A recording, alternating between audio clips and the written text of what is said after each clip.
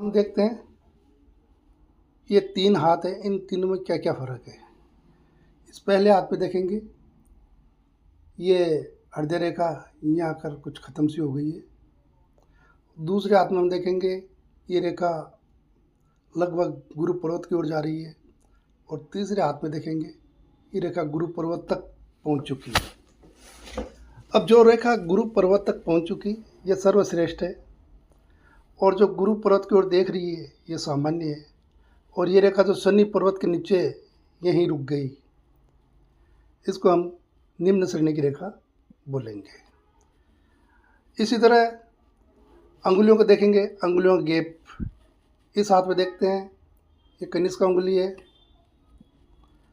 और ये अनामिका। अनामिका और कनिष्का ये दोनों काफ़ी गैप ले रही है।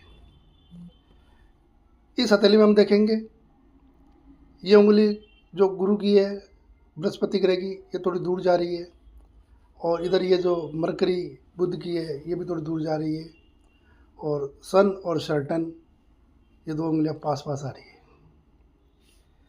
इसी तरह हम इस हाथ में देखेंगे ये चारों उंगलियां लगभग बराबर गैप के अंदर है। जब हम हथेली खोलते हैं, हाथ को सीधा रखते हैं, अगर हमारी उंगलियों का गैप ऐसे बराबर रहता है तो इसको सबसे अच्छा माना गया है और कुछ उंगलियां दूर, कुछ पास, कुछ ज़्यादा पास, इसको थोड़ा सामान्य माना गया है। और ये जो उंगली है बहुत दूर चली जाती है, ये हालांकि ये मरकरी को काफ़ी सपोर्ट कर रही है, लेकिन चारों ग्रह बराबर इस हथेली के अंदर सर्वश्रेष्ठ हम मानेंगे। इसी प्रकार हम देखेंगे मस्तिष्क रेखा, हृदय रेखा देखते हैं। ये हृदय रेखा है इनकी, हृदय रेखा देख ली। अब देखते हैं मस्तिष्क रेखा। ये मस्तिष्क रेखा इनकी यहाँ घूम गई और इनकी मस्तिष्क रेखा देखेंगे तो आगे जाके दो भागों में बंट चुकी है और इनकी मस्तिष्क रेखा आप देखें यहाँ जा रही है और कई रेखाएं ऊपर की ओर जा रही है।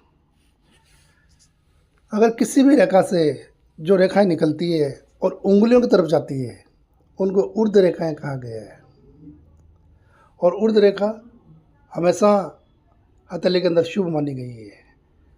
जो रेखाएं उंगली की तरफ जाती है उनको शुभ माना गया है और जो रेखाएं अंगुली की तरफ से निकलकर मणिबद्ध की ओर जाती है उन रेखाओं को अधिक शुभ नहीं माना गया है। ऐसा समुद्र शास्त्र में, हस्तरेखा शास्त्र में लिखा हुआ है। इसी प्रकार हथेली की बनावट देखेंगे। ये जो हथेली है ये इसमें हमें वाइट कलर अधिक नज़र आ रहा है।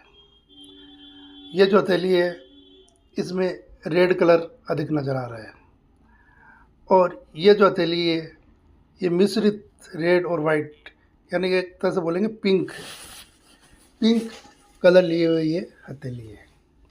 तो आप हमेशा ध्यान रखें, जिस हथेली का कलर पिंक होगा उसको सर्वश्रेष्ठ माना गया है। ऐसा व्यक्ति बहुत ही समाज के अंदर मान सम्मान पाता है और ऐसे व्यक्ति का व्यवहार भी बहुत अच्छा होता है। सेकंड नंबर पे आती है रेड हथेली होगी। ऐसा व्यक्ति थोड़ा गुस्से वाला होता है, थोड़ा ताकतवर होता है और थोड़ा बहादुर भी होता है।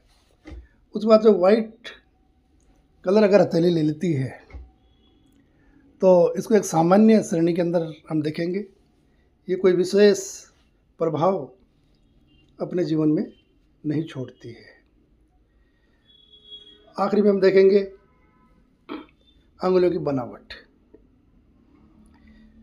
अंगुलियां, ये जो हथेली का पोर्शन है इसके मुकाबले अगर अंगुलियों की लंबाई छोटी हो तो ऐसे व्यक्ति को अपने जीवन में मेहनत बहुत अधिक करनी पड़ती है और मेहनत करने के बाद ही उनको सफलता मिलती है। जितना काम करेंगे उतना पैसा। तो ऐसे व्यक्ति जीवन भर मेहनत करते रहते हैं और उस हिसाब से अपना जीवन चलाते रहते हैं। दूसरा हम देखेंगे ये मीडियम साइज़ का है, अंगुलियां हल्की सी लंबी है इसके हिसाब से। तो इसको हम सेकंड नंबर देंगे। ऐसे व्यक्ति मेहनत करते हैं और मेहनत के हिसाब से थोड़ी सी सफलता इनको एक्स्ट्रा मिल जाती है। और जिस हथेली में हम देखेंगे कि अंगुलियां बहुत लंबी होती है, ये देखें कि हथेली की लंबाई अगर 55% है तो अंगुलियों की लंबाई 45 लगभग बराबर सी हो, तो ऐसा व्यक्तियों की किस्मत अधिक साथ देती है। ऐसे व्यक्तियों के हथेली के अंदर अगर छोटे मोटे कोई गलत चिन्ह भी होंगे तो वो भी निर्दोष हो जाएंगे और अच्छे माने जाएंगे। तो आज ये हथेली का हमने विश्लेषण करा, 3 हथेलियों का एक साथ प्रतीकात्मक रूप से। आपका कोई प्रश्न हो आप कमेंट में पूछ सकते हैं, और कुछ आप विश्लेषण करवाना चाहते हो अपने हथेली का तो आप हमारे नंबर पे व्हाट्सएप पे फ़ोटो भेज सकते हैं, हम वीडियो बनाकर आपको भेज देंगे। जय श्री कृष्ण।